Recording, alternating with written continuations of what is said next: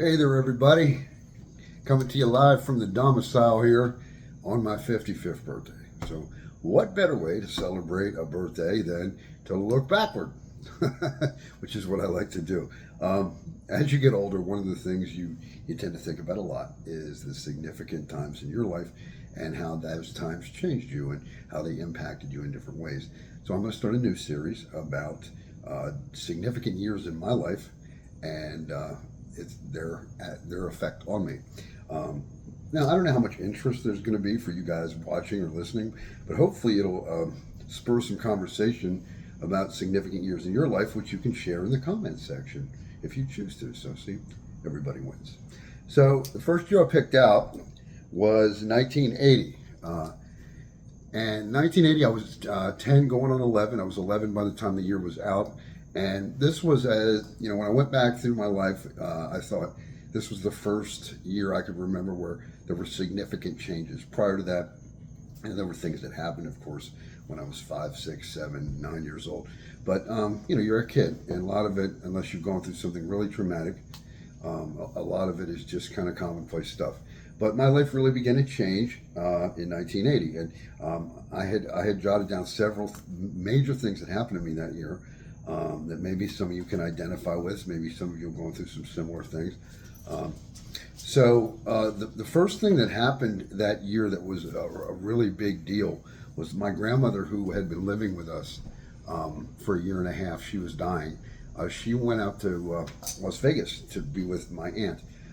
So we drove her across country. That was in April of '80, and I really took that hard. I got really close to my grandma when she lived with us, and it was hard for me.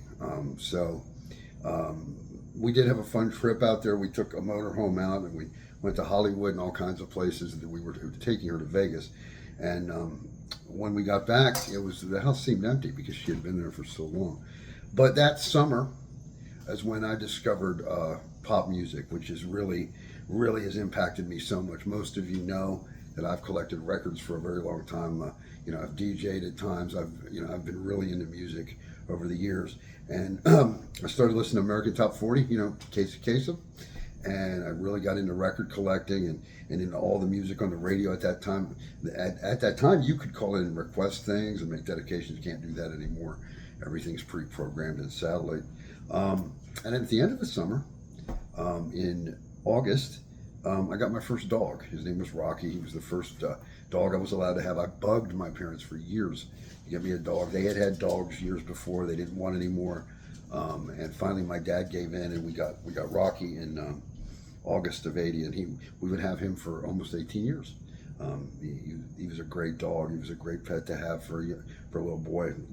He watched me grow up, and we had Rocky till I was married and living somewhere else.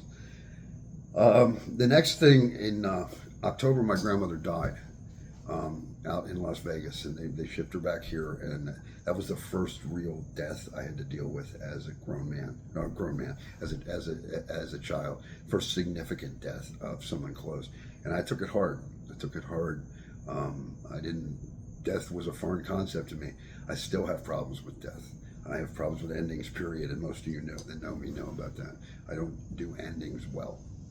So my grandmother died in '80, and then one of the huge events that happened that year, around late November and December that year, I started hanging out with this new kid from Kentucky that had just moved to York in September. He had moved there in September. His name was Buddy, and he, or somewhere around late November, early December, we became friends. And wonder whatever happened with that relationship. Yeah, quite a lot, obviously. He became my best friend and brother. He was a brother to me for 40 years until he passed away about close to 4.5 years ago. A lot went on. In addition, that summer I drowned. Yeah, I can't believe I left that. I drowned. I didn't know how to swim. My mother had taken me to swimming lessons years before, and I didn't do well, so they kind of laid off. And I went to a public pool with my cousin. She was supposed to be watching me. She didn't, and I actually drowned. Guy pulled me out, saved me, but that led me to taking swim lessons the next year and learning how to swim. I can't believe I was in 6th grade and didn't know how to swim, but that was that. So pretty significant stuff there for a young man at age 10, going on 11. Did I say 11 twice? I sure did. That was 80. So maybe you guys want to give me some feedback. Maybe you're like, I don't want to hear that. But maybe it's stirred some memories with you you'd like to share in the comment section.